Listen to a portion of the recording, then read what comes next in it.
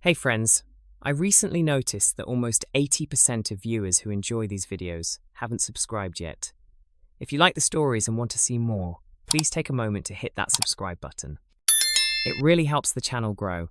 Don't forget to leave a like and share your thoughts in the comments below. Your engagement makes a huge difference and helps these stories reach more people. Thanks so much for being here. By the way, where are you watching from? Drop your location in the comments. I'd love to know. In March of 1894, a federal land surveyor named Benjamin Coltrane crossed into Stone County, Missouri, carrying deed records that hadn't been updated since before the war.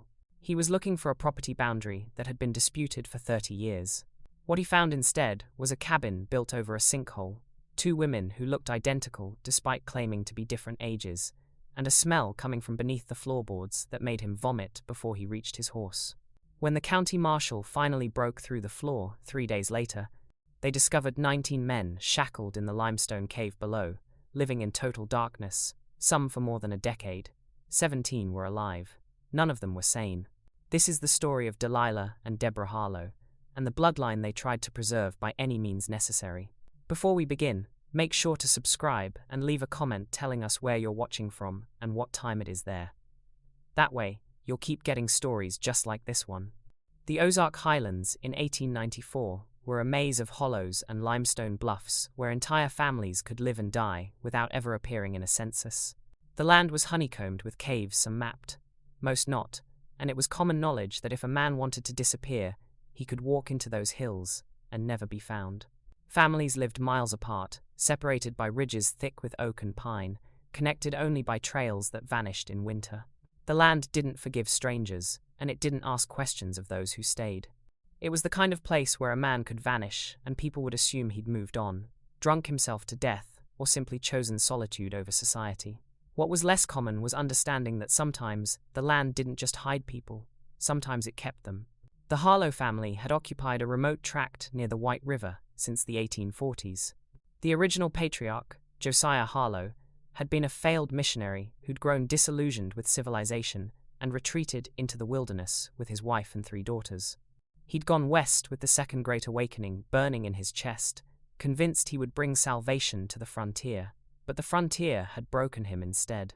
He'd watched his sermons fall on deaf ears, watched settlers choose whiskey over worship, watched the land swallow whole congregations without mercy or memory. By the time Missouri became a state, Josiah had decided that civilization itself was the corruption, that cities bred sin, that the only path to purity was absolute isolation.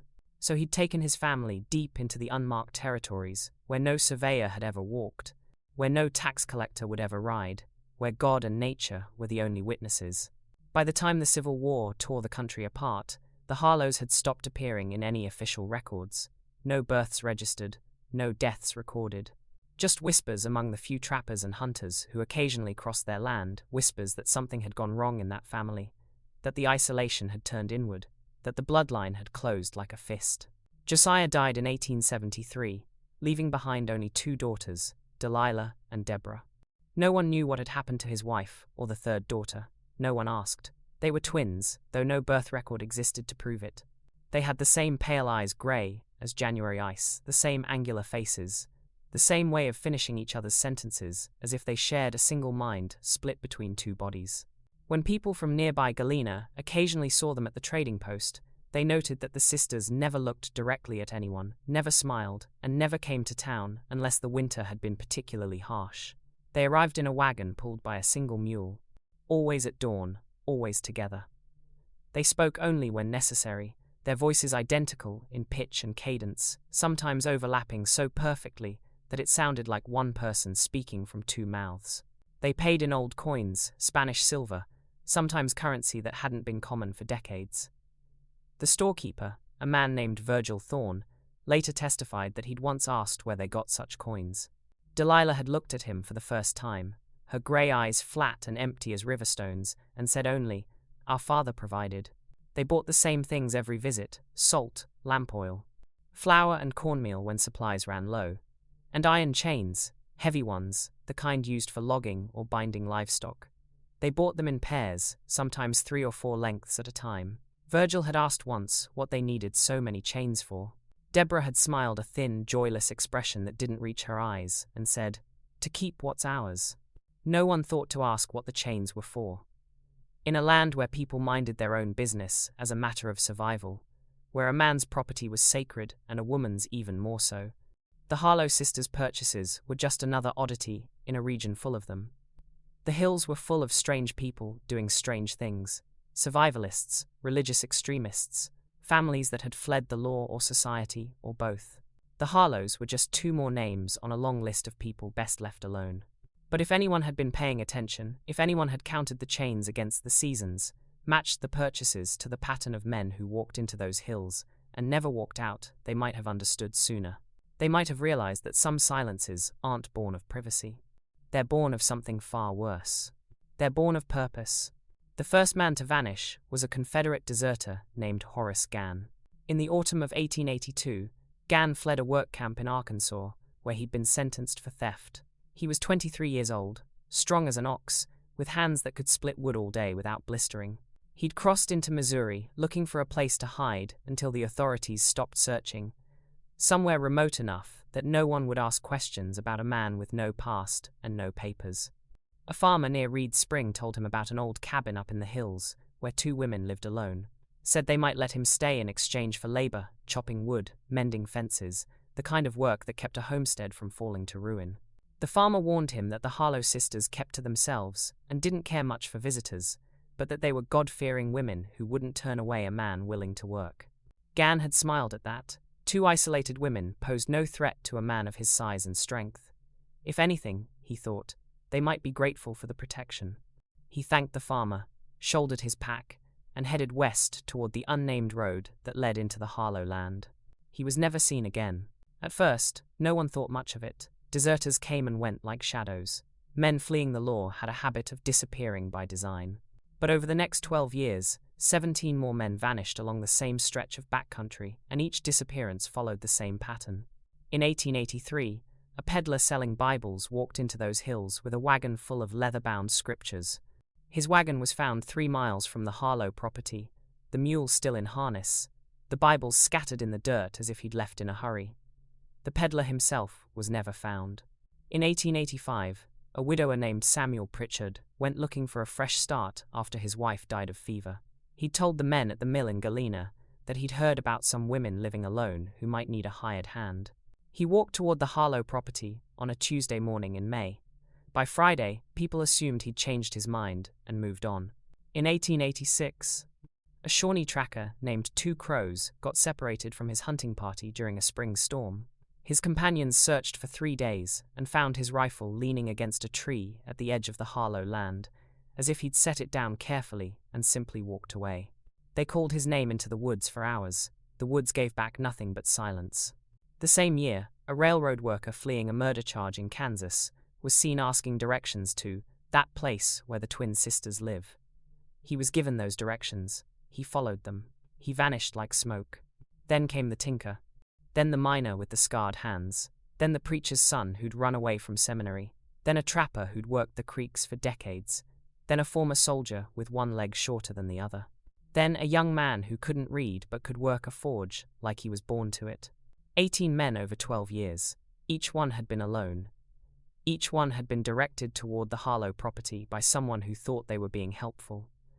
Each one had walked into those hills and never walked out. The disappearances were slow enough that no one connected them. A man here, a man there, spread across a decade. In a region where people routinely moved on without warning, where men drank themselves to death or got killed in logging accidents or simply decided to start over elsewhere, 18 missing drifters didn't raise any flags.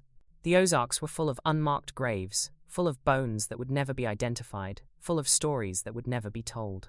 The land had always been hungry. People accepted that. What they didn't know, what they couldn't have known, was that beneath the Harlow cabin, in a natural limestone chamber that stretched 40 feet in every direction, those men were still alive, chained, fed, used, kept in darkness so complete that some of them had forgotten what the sun looked like. Some had forgotten their own names. Some had forgotten what it meant to be human at all. Above ground, the seasons changed. Below ground, time stopped meaning anything. By 1891, The disappearances had become a topic of quiet conversation among the men who gathered at the lumber mill. They spoke in low voices when the work slowed, when the saws went quiet, when no one else was listening. They talked about the pattern they'd noticed, the way men kept walking toward that property and never coming back. The women didn't speak of it. There was an unspoken belief that whatever happened on that land was the business of God and the Harlows and no one else. To speak of it would be to invite trouble, to question things that decent people didn't question. The sisters were strange, yes, but strangeness wasn't a crime. Isolation wasn't a sin. And if men chose to go there of their own free will, well, that was between them and their maker. But the men knew. They knew the way you know a well has gone bad even before you taste the water. They knew the way you know a storm is coming even when the sky is still clear. Something was wrong in those woods. Something that didn't want to be found. A few talked about riding out there, about checking on the sisters, about asking questions that needed asking. But no one ever did, because asking questions meant getting answers, and some answers were better left buried. Because the Harlow land was private property, and a man's home or a woman's was sacred in these hills. Because interfering in another family's business could get you killed, or worse, could get you shunned by everyone who mattered. So they talked, and they worried, and they did nothing. And the years passed, and more men disappeared, and the silence grew heavier, like snow accumulating on a roof that's bound to collapse but hasn't yet. By 1893, even the whispers had begun to fade. The pattern had become part of the landscape, like the caves and the ridges and the trails that led nowhere. Just another piece of Ozark folklore. Just another story about the land taking what it wanted. But it would take a man from outside the county, a man with no ties to the old ways, and no fear of asking the wrong questions, to finally break the silence. Benjamin Coltrane arrived in Stone County in early March of 1894, with a leather satchel full of land patents and a mandate from the federal government. He was a methodical man, 37 years old, with the kind of thoroughness that made him good at his job and insufferable at dinner parties. He'd spent 15 years surveying disputed properties across Missouri, settling arguments that had festered for decades, sometimes generations. He carried a compass that had belonged to his father, a notebook with waterproof pages, and an unwavering belief that every piece of land in the United States could be measured, mapped, and assigned to its rightful owner. The boundary dispute he'd been sent to resolve had been festering since before the Civil War. Two families claimed ownership of a tract near the White River, and both had documentation that seemed legitimate but contradicted each other. Coltrane's job was to walk the land, compare the legal descriptions to the actual terrain, and determine once and for all where one property ended and another began. He started at the county records office in Galena, a cramped room that smelled of mildew and old paper. The clerk, a skeletal man named Porter, brought him the deed books dating back to statehood. Coltrane spent 2 days cross-referencing documents, tracing ownership chains, looking for the point where the claims diverged. That's when he found the gap. Right in the middle of the disputed section, there was a parcel that appeared on survey maps from the 1840s, but had no corresponding deed, no tax payments, no transfer of ownership, no evidence that anyone had ever legally claimed it. Just a blank space in the records, like a missing tooth in a mouth full of rot. When Coltrane asked Porter about it, the clerk had gone pale. "That's the Harlow land," he'd said quietly. "Best leave that alone." But Coltrane was a federal employee with a mandate, and leaving things alone wasn't in his nature. He decided to visit the site himself. The journey took him 3 hours on horseback, following a trail that grew narrower and less defined the deeper he went. The trees were still bare from winter, their branches skeletal against the grey March sky. Limestone outcroppings jutted from the hillsides like broken bones through skin. The only sounds were his horse's hooves on frozen ground and the occasional call of a crow that seemed to be following him. When he finally reached the clearing, the first thing that struck him was how wrong it all felt. The cabin was larger than he'd expected, 2 stories, with a stone foundation that looked solid enough to outlast the hills themselves. The roof had been recently patched with new shingles. Smoke rose from the chimney, a thin grey line against the sky. But the windows were shuttered from the inside, every single one, as if the people within had no interest in seeing out or being seen. And standing on the porch, as still as carved figures, were 2 women. They were identical. Not just similar identical in a way that made Coltrane's skin crawl. The same height, the same angular faces, the same pale grey eyes that watched him approach without blinking. They wore outdated clothing that looked hand-sewn from feed sacks and old quilts, the kind of garments his grandmother might have worn 50 years ago. Their hair was pulled back in severe buns. Their hands were folded in front of them. They did not greet him. They simply watched him approach with expressions that betrayed neither curiosity nor fear. It was the kind of watching that wolves do, patient and calculating, waiting to see what the prey would do next. Coltrane dismounted and removed his hat. "Good afternoon," he said, keeping his voice steady. "My name is Benjamin Coltrane. I'm a federal land surveyor. I'm here about a boundary dispute in this area." The women did not respond immediately. They looked at each other, some silent communication passing between them, and then the one on the left spoke. "I am Delilah." Her voice was flat, emotionless. "This is my sister, Deborah." "We have no deed," Deborah said, her voice identical in pitch and cadence to her sister's. "Our father built this cabin on land that belongs to God, not the government." Coltrane cleared his throat. "Be that as it may, I'm required to survey the area to settle a legal dispute. I just need to take some measurements, verify some boundary markers. It won't take long." "You may measure what you like," Delilah said, "but first you must come inside and take a meal." "Hospitality is a commandment," Deborah added. "We do not break commandments." Something about the way the women spoke flat, rehearsed, as if reciting lines from a script made Coltrane's instincts scream at him to leave. To mount his horse, ride back to Galena, and tell Porter that the Harlow land could remain a blank space in the records for all he cared. But he was a federal employee with a job to do, and he'd never walked away from an assignment in 15 years. He agreed to come inside. The interior of the cabin was dim, despite the fire burning in the hearth. It took Coltrane's eyes a moment to adjust. The air was thick with the smell of tallow candles, and something else, something organic and faintly rotten, like meat that had been left too long in a cellar. He tried to breathe through his mouth. The main room was sparse. A long wooden table in the center, 2 chairs, not 3, a narrow staircase leading up to what he assumed was a loft. The walls were bare except for a single shelf holding a Bible and what looked like a ledger. The floor was made of thick pine planks, dark with age and wear. In the center of the room, beneath the table, was a woven rug that looked like it hadn't been moved in years. Dust had settled in the corners, but the rug itself was oddly clean, as if someone had recently beaten it but hadn't bothered with the rest of the floor. "Sit," Delilah said, gesturing to one of the chairs. Coltrane sat. Deborah moved to the hearth where a pot of something hung over the fire. She ladled a grayish stew into a wooden bowl and placed it in front of him. The smell made his stomach turn. "Eat," Deborah said. Coltrane picked up the spoon. The stew was cold, despite having just come from the fire. He forced himself to swallow a mouthful.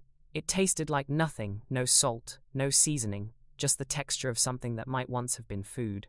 The sisters sat across from him, their hands folded, their pale eyes fixed on his face. Neither of them had taken any food for themselves. "How long have you lived here?" Coltrane asked, trying to fill the silence. "All our lives," they answered in unison. "And your father?" "He taught us," Delilah said. "He showed us the way," Deborah continued. "The pure way," they finished together. Coltrane set down his spoon. The unified speech was unnerving, the way their voices overlapped and echoed like they were speaking from somewhere deeper than their throats. "What way is that?" he asked. The sisters smiled thin, joyless expressions that didn't reach their eyes. "You'll understand," Delilah said softly. "Soon enough," Deborah whispered. And then, moving as one, they both stood and walked toward the center of the room where the old rug lay waiting. Coltrane's hand tightened on the spoon. Every instinct told him to stand, to leave, to get out of this cabin before something terrible happened. But he was frozen in place, watching as the sisters moved with eerie synchronization toward the woven rug. "Tell us about yourself, Mr. Coltrane," Delilah said without turning around. "You've come a long way," Deborah added, kneeling at the edge of the rug. Coltrane forced himself to speak. I'm just here to survey the boundary. Like I said, it's routine work." "Nothing is routine," they said together. He tried to focus on his stew, but the smell was making him nauseous. He set down the spoon and cleared his throat. "How long have you lived here? You mentioned your father." "Our father taught us to be pure," Delilah said, still standing with her back to him. Deborah's fingers traced the edge of the rug. "Purity requires sacrifice. Sacrifice requires discipline," Delilah continued.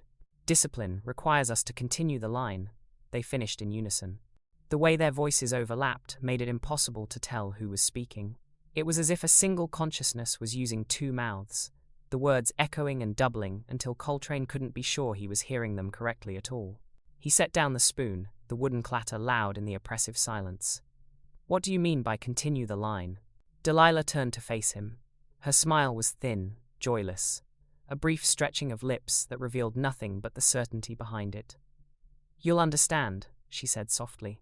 "Soon enough," Deborah whispered. Then Deborah gripped the edge of the rug and pulled it aside. Beneath it was a trapdoor, heavy wood, darkened with age, with an iron ring set into its center. The ring was worn smooth from use, not the kind of wear that came from opening something once or twice a year, but the wear of something accessed regularly, constantly, the metal polished by countless hands over countless years. Deborah wrapped her fingers around the ring and lifted. The smell that rose from below was overwhelming. It hit Coltrane like a physical blow, not just the stench of unwashed bodies and human waste, though that was there. It was something deeper, the smell of confinement, of despair made tangible, of air that hadn't moved freely in years, trapped and recycled, and thick with the exhalations of too many lungs in too small a space. He stood abruptly, his chair clattering backward against the floor, and then he heard them, breathing, slow and labored, coming from the darkness below. The subtle shift of movement, like animals stirring in their sleep. And beneath it all, the sound of metal on stone, a soft, rhythmic clink that spoke of chains and shackles and things meant to keep other things in place. "What?" Coltrane's voice cracked. He swallowed hard and tried again. "What's down there?" The sisters didn't answer. They simply stood on either side of the open trapdoor, their pale eyes fixed on him, their expressions utterly blank, watching, waiting. As if his reaction was something they'd seen before, something they'd been expecting, something that confirmed whatever silent calculation they'd been making since the moment he rode into their clearing. Delilah tilted her head slightly. "Would you like to see?" "They've been waiting," Deborah added quietly. Coltrane took a step backward. His boot hit the fallen chair, and he nearly stumbled.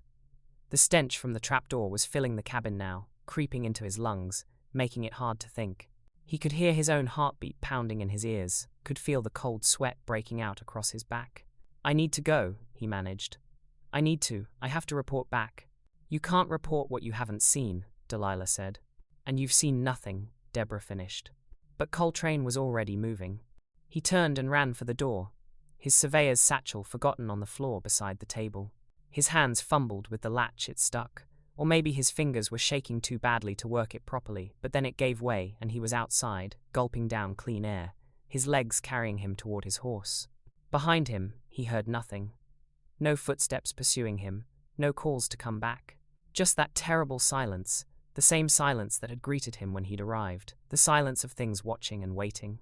He reached his horse and hauled himself into the saddle, his hands trembling so badly he nearly dropped the reins. The horse sensed his panic and danced sideways, but he got it under control and kicked it into motion, not caring about the trail, just needing to put distance between himself and that cabin and whatever was living beneath its floor. He didn't stop until he was a mile down the trail. Only then did he risk looking back. The cabin sat in its clearing, smoke still rising from the chimney, and at the edge of the tree line, motionless as carved stone, stood the two sisters. They weren't looking after him. They were simply standing there, side by side, their pale dresses glowing in the late afternoon light like grave markers in an abandoned cemetery. They didn't wave. They didn't call out. They just watched him leave, the same way they'd watched him arrive with the patience of things that had all the time in the world. Coltrane turned away and rode harder. The questions hammered at him with every hoofbeat. What was beneath that floor? Who was down there? How long had they been there? Were they prisoners? Were they alive? The sounds he'd heard, the breathing, the movement, the chains, those were human sounds. They had to be. But what kind of humans lived in darkness beneath a cabin floor? What kind of women kept them there? The sun was setting by the time he reached the outskirts of Galena, the sky bleeding red and orange across the western horizon. His horse was lathered with sweat, its sides heaving. His own hands were still shaking. The smell from the trapdoor clung to his clothes, his hair, the inside of his nose. He rode through the gathering darkness, knowing with absolute certainty that whatever was beneath that cabin floor, it had been there for a very long time. And it was still alive. Deputy Marshal Thaddeus Klein had seen enough horror during the war to know when a man was telling the truth about it. He'd been 20 years old at Shiloh, 22 at Vicksburg, 24 when Sherman burned his way to the sea. He'd seen men with their faces blown off, still trying to scream. He'd seen hospitals where the amputated limbs were stacked like cordwood outside the surgeon's tent. He'd seen things that made him stop believing in a benevolent God and start believing only in the capacity of men to endure what should kill them. After the war, he'd come to Stone County because it was quiet, because it was far from battlefields and far from the kind of horror that woke you up at night with your hands around your own throat. He'd spent 30 years keeping order in a place where order was a polite fiction, where disputes were settled with fists or bullets, and the law was whatever the biggest man in the room said it was. But Klein had earned his reputation. He was fair when fairness mattered, and unflinching when it didn't. Men respected him because he didn't flinch, didn't look away, didn't pretend that evil was something that only happened somewhere else, to someone else. So, when Benjamin Coltrane burst into his office at dusk, wild-eyed and smelling like death, Klein listened without interruption. Coltrane told him everything. The cabin, the sisters, the trapdoor, the smell, the sounds of breathing and chains from the darkness below. He spoke in a rush, his words tumbling over each other, his hands shaking as he gripped the edge of Klein's desk. When Coltrane finished, Klein asked only one question. "Did you see any men down there?" Coltrane's face fell. "No. I only heard them. But Marshal, I know what I heard." "I believe you." Klein stood, reaching for his coat. "But the law don't work on hearsay. We need to see it with our own eyes." Coltrane sagged with relief. "Thank God. I thought I was afraid you'd think I was crazy." Klein strapped on his gun belt, checking that his revolver was loaded. "I've lived in these hills long enough to know that crazy is relative, and I've heard the same whispers everyone else has about men disappearing near that property. Somebody looked into it proper." He stepped into the outer office and called for his deputies. 2 men appeared young, eager, reliable. Then he sent for 3 more. Local men he trusted, men who knew how to keep their mouths shut and their heads level in a crisis. By midnight, 6 men were assembled in front of the marshal's office. Klein distributed equipment: crowbars for forcing doors, lanterns for seeing in dark places, rifles in case of resistance, rope in case they needed to restrain someone or pull something up from somewhere deep. "We ride at dawn," Klein said. "And whatever we find out there, we document it proper. This goes by the book." They rode out as the sun rose, 6 men on horseback following Coltrane back toward the Harlow property. The morning was cold and grey, mist hanging in the hollows like something living. The trail wound through skeletal trees and past limestone outcroppings that jutted from the earth like broken teeth. The men talked nervously at first. Some speculated about what they'd find, probably nothing. Probably just Coltrane, spooked by strange smells, and old women who didn't know how to act normal. Maybe trapped animals in a root cellar, maybe spoiled meat, probably an explanation so simple they'd laugh about it later. But the men who remembered the pattern of disappearances, the ones who'd noticed how many drifters had walked into these hills and never come back, those men rode in silence. When they reached the clearing, Klein raised his hand, and the group stopped. The cabin sat exactly as Coltrane had described it, but something was different. The door stood open, no smoke rose from the chimney. The windows were still shuttered, but the whole place had the feeling of abandonment, like a snake's shed skin left behind after the creature had moved on. "Hallow, the house!" Klein called out. Nothing answered but wind through bare branches. He dismounted and approached slowly, his hand on his revolver. The others followed, spreading out to cover different angles. When Klein reached the porch, he could see inside through the open door. The fire in the hearth had burned down to ash. The table sat empty. The 2 chairs were exactly where they'd been, one upright, one toppled backward, evidence of Coltrane's panicked flight. And in the center of the floor, the trapdoor stood open. "As if they knew we were coming," one of the deputies muttered. "As if they decided to make it easy," Klein agreed quietly. He stepped inside, his boots loud on the pine planks. The smell hit him immediately, the same smell Coltrane had described, but worse now, stronger, as if opening the trapdoor had released something that had been compressed and contained for years. Klein lit his lantern and approached the opening. The others crowded behind him, their own lanterns casting jumping shadows on the walls. "I'll go first," Klein said. "The rest of you wait until I call up." He lowered himself through the opening, finding a crude ladder built into the side of the shaft. The smell grew stronger with every rung he descended. By the time his boots touched the bottom, he had to breathe through his mouth to keep from retching. He raised his lantern. The chamber was larger than he'd expected, a natural limestone cave, worn smooth by centuries of water. The ceiling was low enough that he had to hunch slightly. The walls glistened with moisture, and bolted into the stone at regular intervals were iron rings, each one attached to a heavy chain. 19 chains. 19 iron cuffs at the ends of those chains. And at the end of each chain was a man. They were skeletal, their skin hanging loose over bones that jutted at painful angles. Their hair and beards had grown long and matted into ropes of filth.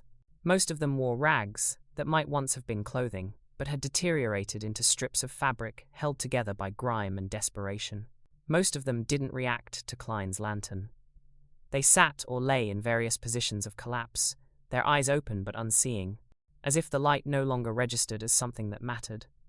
A few turned their heads slowly, moving like creatures at the bottom of the sea, blinking as if they'd forgotten what seeing meant. One man began to laugh, a high, broken sound that echoed off the stone walls and made Klein's skin crawl. It wasn't the laugh of someone who found something funny. It was the laugh of someone whose mind had shattered and the pieces had reassembled wrong. Another man, closer to the ladder, lifted his head. His lips moved, whispering the same phrase over and over, in a voice as dry as dust.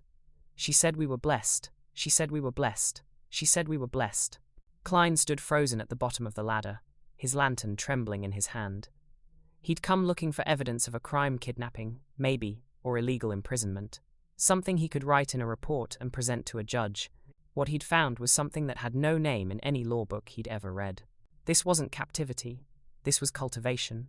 This was systematic. This was something that had been going on for so long that the men had forgotten they were men at all. The posse spent 4 hours cutting the chains and carrying the men up into daylight. Klein called the others down, and they came, one by one, their faces going pale when they saw what the lantern light revealed. 2 of the deputies immediately turned and vomited in the corner. Another started praying under his breath, a desperate litany that echoed off the stone walls. "Get the crowbars," Klein ordered, his voice steady despite the horror churning in his gut. "We're getting them out." The chains were thick iron, bolted deep into the limestone. Some had been there so long that rust had fused them to the stone. The men worked in shifts, prying and breaking, the sound of metal on metal ringing through the chamber like a discordant bell. Every few minutes, someone would have to stop and go back up the ladder for fresh air, unable to stand the smell any longer. The men themselves were in conditions that defied description. 17 were alive, though barely. 2 were dead, still locked in their shackles, their bodies in various stages of decomposition. One had been dead for weeks, perhaps months. The other looked more recent, his flesh not yet fully surrendered to decay. Both had died in place, left where they fell, as if removing them would have been an inconvenience not worth the effort. The living were skeletal, their skin hung loose over bones that jutted at angles that shouldn't exist in a human body. Years of immobility had atrophied their legs until the muscles were little more than rope stretched over bone. Their skin was pale as cave salamanders, that translucent white of things that had never seen the sun. Some had infections where the iron cuffs had worn through skin and into bone, the wounds festering in the dark, the smell of rot emanating from their very flesh. They showed multiple stages of malnutrition. Some were further gone than others, their bodies having consumed themselves from the inside out. Their teeth were loose or missing. Their hair came out in clumps when touched. Their fingernails had grown long and then broken off in jagged edges. Most were non-responsive, catatonic. They sat or lay where they were, staring at nothing even when the lantern light fell directly on their faces. Their eyes were open but empty, as if whatever had lived behind them had fled years ago and never returned. A few flinched from the light and from human touch, recoiling like beaten animals when Klein's men tried to assess their condition. They made sounds, not words, just animal noises of fear and confusion. When Klein knelt beside the first man and asked his name, the man just stared at him with eyes that didn't seem to register his presence. He tried the second man, then the third. Only 3 out of 17 could answer. The first gave a name, Jacob something. I can't remember. The second said, William Frost. But when they later checked missing person reports, no William Frost had ever been reported missing from anywhere in Missouri or the surrounding states. The third gave the name Daniel Pritchard. Klein knew that name. Daniel Pritchard had been reported dead in a logging accident 5 years prior, his body supposedly crushed and unrecoverable. Yet here he was, alive in the worst possible sense of the word. As they worked to free the men, individual stories began to emerge in fragments. One man could speak, though his words came in broken pieces, like a shattered mirror that would never reflect a complete image again. "Since the leaves fell," he whispered when Klein asked how long he'd been there. "I came when the leaves fell." "Which year?" Klein asked gently. The man's face crumpled with confusion. "Year? The leaves fell. They were red, or yellow, or—" He trailed off, lost in a memory that had no anchor point. Another man, being carried up the ladder by two deputies, suddenly grabbed one of their arms with surprising strength. "I have a wife," he insisted, his voice cracking. "In Kentucky. She's waiting for me. I told her I'd be back before Christmas. I have to get back. She's waiting." The deputy holding him looked at Klein. The man was easily in his 40s, but if he'd left a wife waiting for him, it had been long enough that she'd either moved on or was dead herself. A third man clutched Klein's arm as they freed him from his chains, his fingers digging in with desperate strength. "Don't let them take me back down," he begged, his eyes wild and white in the lantern light. "Please, please don't let them take me back down. I'll do anything. I'll be good. Just don't make me go back down." "You're not going back," Klein assured him. "You're safe now." But the man didn't seem to hear. He just kept repeating it, over and over. "Don't let them take me back down. Don't let them take me back down." The man who'd been laughing when Klein first descended had stopped. Now he sat quietly, his lips moving in silence. When Klein got close enough, he could hear what the man was saying, the same phrase, whispered, like a prayer or a curse. "She said we were blessed. She said we were blessed." Klein knelt beside him. "Who said that?" The man's eyes focused on him for the first time, and what Klein saw there made his blood run cold. Not madness, worse than madness, belief. "She told me I was chosen," the man said, his voice taking on an eerie calm. "That my seed would live forever. That suffering was holy. That pain was purification. She said we were blessed.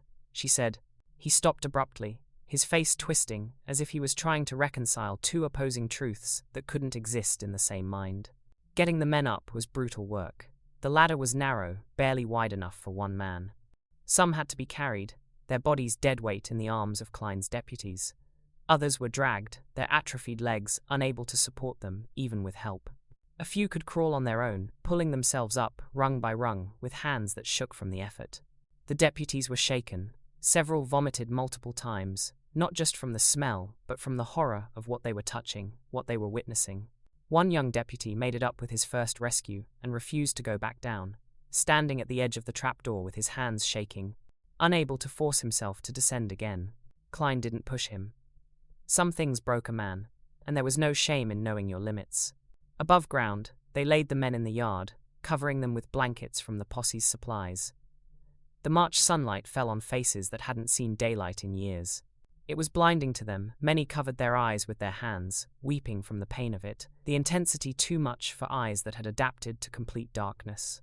One of the deputies rode hard to Galena to fetch the doctor. Meanwhile, Klein's men did what they could, offering water in careful sips, trying to clean wounds that had festered for months or years, speaking in low, calming voices to men who flinched at every sound. While his men tended to the living, Klein went back down into the darkness, because he had seen something in the corner, something that looked like it might tell him why. In a corner of the cave, resting on a natural stone shelf as if it were a church altar, Klein found a leather-bound ledger. It was remarkably well-maintained, despite the cave environment. The leather cover showed no signs of mold or deterioration, as if it had been regularly oiled and cared for. There was no title embossed on the front, just two sets of initials in elegant script, D, H, and D-H. Klein carried it closer to his lantern and opened it. The pages were thick, quality paper, the kind used for legal documents or family Bibles, far better than anything that should exist in a place like this. Two distinct handwritings alternated throughout the ledger. One was precise and controlled, each letter perfectly formed. The other was more slanted, urgent, as if the writer's hand had struggled to keep pace with her thoughts. The first entry was dated autumn of 1882. Horace Gann, age approximately 23 years, height 6 feet, strong build, brown hair, scar on left forearm, arrived October 14, first breeding October 20, second breeding November 3. Klein's stomach turned as he continued reading. Each man had his own entry name when known, or detailed physical description when it wasn't. Date of arrival, height, build, hair color, distinguishing marks, age estimate, origin, if the man had mentioned where he came from. And beneath each description, a series of dates marked with a single word, bread. The dates were systematic, calculated, every 2 to 3 weeks, like clockwork. Clinical notes appeared in the margins: strong vitality, recommended for continued use, or weakening, supplement rations, or, most fruitful, prioritize. Further into the ledger, references to children appeared. Dates of birth, gender, which man had sired them. By Klein's count, 23 children had been born by 1894. 23 children produced by this systematic horror. But as Klein read deeper, turning pages with hands that had begun to shake, he discovered that this nightmare had roots far older than 1882. The handwriting changed, the entries grew older, the ink faded to brown. This was Josiah Harlow's hand, a firmer, harsher script that pressed hard enough into the paper to leave indentations on the pages beneath. June 1848. Married my sister Ruth in the sight of God, though not of man. The church has grown corrupt. They do not understand that the patriarchs kept their bloodlines pure. We alone preserve the truth. March 1850. Ruth delivered 3 daughters. The Lord provides. 1 sickly died at 6 months. 2 strong, Delilah and Deborah, perfect in form, pure in blood. November 1867. Ruth passed to her reward, taken Delilah as wife. She understands the sacred duty. The bloodline must remain untainted. The world has been corrupted. We alone remain pure. We alone carry the true blood. The margins were filled with biblical passages, carefully copied, genealogies of Abraham, references to Lot and his daughters, twisted interpretations of scripture that justified what could not be justified. The core belief was clear. Bloodline purity was godliness itself. Contamination from the outside world meant spiritual death. But Josiah had understood a practical problem. 2 women could not continue a line alone. They needed men not as husbands or partners, but as seed, tools to be used and discarded. Men who would provide genetic material without corrupting the sacred bloodline through marriage or mixing. The men from outside serve their purpose, Josiah had written. They are instruments of continuation, nothing more. They need not be honored as fathers. The children belong to the pure line alone. The final pages of the ledger were recent, written in the sisters' overlapping hands. March 11, 1894. The government man came today. Coltrane. He saw nothing, but he knows something is wrong. He will bring others. March 12, 1894. Prepared for departure. The children are ready. Supplies gathered. Salt, oil, dried meat, blankets, rope, chains. We go to the eastern caves as father instructed.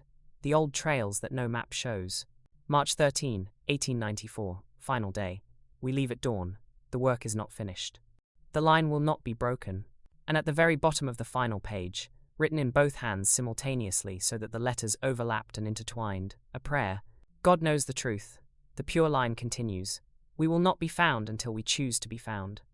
The blood remembers. The land protects. The work continues. Klein read the ledger from beginning to end, then read it again. By the time he climbed back up into the daylight, the sun was low on the horizon, casting long shadows across the clearing. His men had managed to get all the survivors stabilized as best they could. The doctor had arrived and was moving among them, his face grim. Klein called his deputies together and showed them select entries from the ledger. He watched their faces as they read, saw the horror and disbelief give way to a cold, sick understanding. This wasn't random, Klein said quietly. This was systematic, multi-generational. They were following a plan laid out decades ago. But why? One deputy asked. What kind of women? They weren't criminals, Klein interrupted. They weren't even insane. They were believers, and that made them infinitely more dangerous. Because believers don't stop. They adapt, they endure, they wait. The sisters were gone. The posse expanded to 20 men within 48 hours of the cave's discovery. They searched for 2 weeks straight, covering 50 square miles of Ozark wilderness. They followed every game trail, every creek bed, every natural passage through the limestone bluffs. They checked abandoned homesteads and forgotten mining camps. They questioned every settlement within a day's ride. They found absolutely nothing. No tracks, no campsites, no abandoned supplies. No evidence that 20 people, 2 women and 18 children had passed through at all. It was as if the forest had simply swallowed them whole. 17 men were transported to the asylum in Springfield. The doctor's report made for grim reading: severe malnutrition, chronic infections, muscle atrophy from years of confinement. But it was the psychological trauma that defied classification. Most could not give coherent testimony. They flinched at women's voices. They wept at the sight of daylight. Some refused to speak at all. Within 1 year, 12 had died. Their bodies, weakened beyond recovery, simply gave out. Of the 5 who survived beyond 1895, 2 eventually regained enough sanity to be placed with distant relatives, though they never spoke of their captivity. 1 was transferred to an institution in St. Louis, where he died in 1899. 2 remained institutionalized until their deaths in 1903 and 1907. None ever fully recovered their memories or identities. The men they had been before the Harlow sisters found them were gone forever. Without the sisters in custody, there could be no trial. The ledger was entered as evidence, and a warrant was issued for Delilah and Deborah Harlow on multiple counts of kidnapping, imprisonment, and suspected murder. The warrant was never served. The case remained officially open for decades, a permanent stain in the county records. The cabin was torn down by county order. Every piece of wood was burned. The cave entrance was sealed with dynamite, and the limestone chamber was partially collapsed. The land was marked as condemned in the official records. No one would buy it, even when the county tried to auction it off to cover administrative costs. The community's initial shock and horror gradually gave way to uncomfortable questions. How had no one noticed for 12 years? Why had the sisters' odd behavior not raised more alarms? What about the children in town, who later claimed they had sometimes seen the Harlow children at the trading post, pale, silent, watching from behind their mother's skirts? No one had good answers. And so, gradually, silence returned. An unspoken agreement settled over the county. Better not to discuss it. By 1900, newcomers to the area were not told the story. The land had a way of burying its own secrets. Klein kept the ledger in his office for 2 years, locked in a drawer he opened only when he couldn't sleep. In 1897, the courthouse burned down, possibly arson, though nothing was ever proven. The ledger was destroyed in the fire. Klein retired in 1899, his hair gone white, his eyes haunted. He died in 1903. His final words to his son were these: "Some things survive because we let them." The Harlows understood that better than anyone. By 1905, the Harlow sisters had become a ghost story, a cautionary tale, something that might have happened, or might have been exaggerated, or might have been invented entirely. The land reclaimed the clearing where the cabin had stood. Young trees pushed up through the ash. Vines covered the collapsed cave entrance. And for a few years, it seemed the story was truly over. But in the Ozarks, nothing stays buried forever. 1907. A trapper named Samuel Birch was working his line near the Buffalo River when he stumbled upon a cave system he'd never seen before. Inside, he found evidence of recent habitation. Blankets, food stores, a fire pit with warm ashes. And people, 2 identical women, he reported to authorities. Both elderly, both with the same sharp features and watchful eyes. Surrounding them were children, he counted at least 15, all pale, all silent, all moving with an eerie synchronization that made his skin crawl.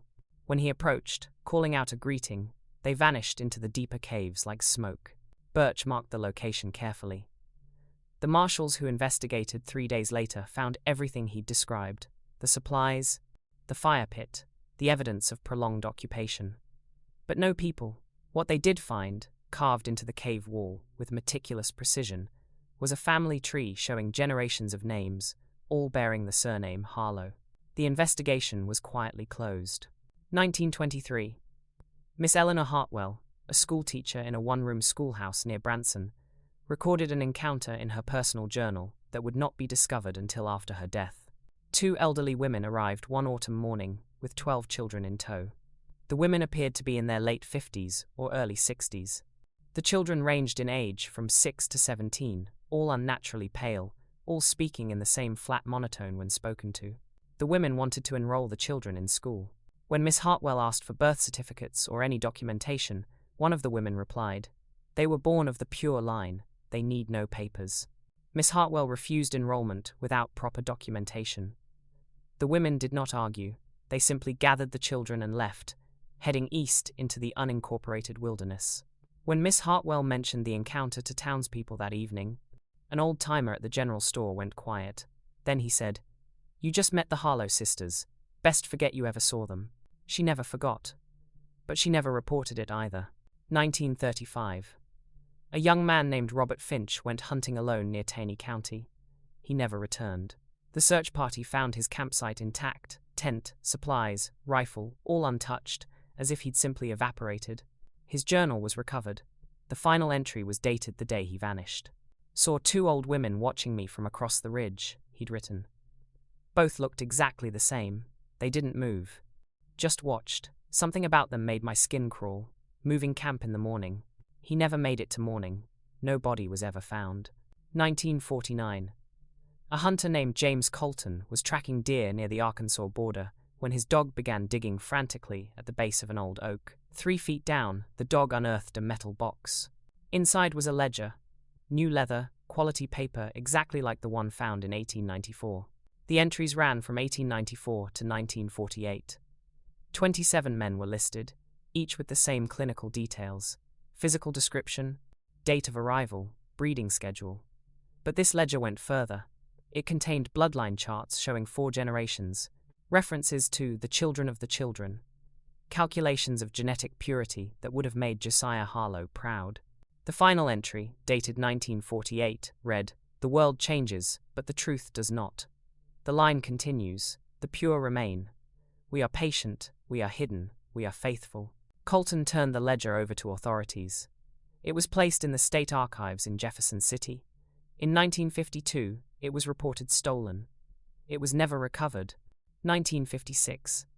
An Army Corps of Engineers surveyor was mapping remote forest when he found a clearing that appeared on no map. In the center stood a structure of logs and stone, built low to the ground. A single door, no windows. He knocked. Something moved inside. Then he heard singing a woman's voice, low and steady, singing a hymn he'd never heard before. The melody was beautiful and wrong in equal measure.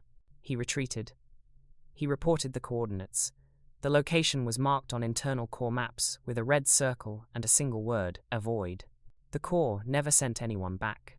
Over the decades, men continued to vanish in the Ozarks. Not many, just 1 or 2.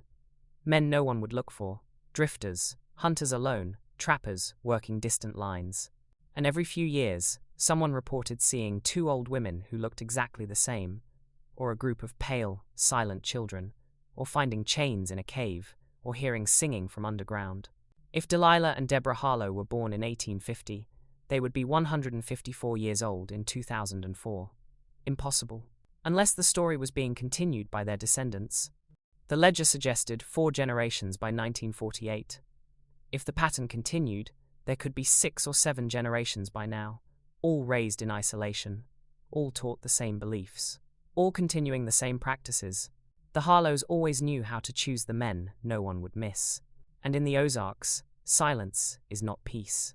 It is patience.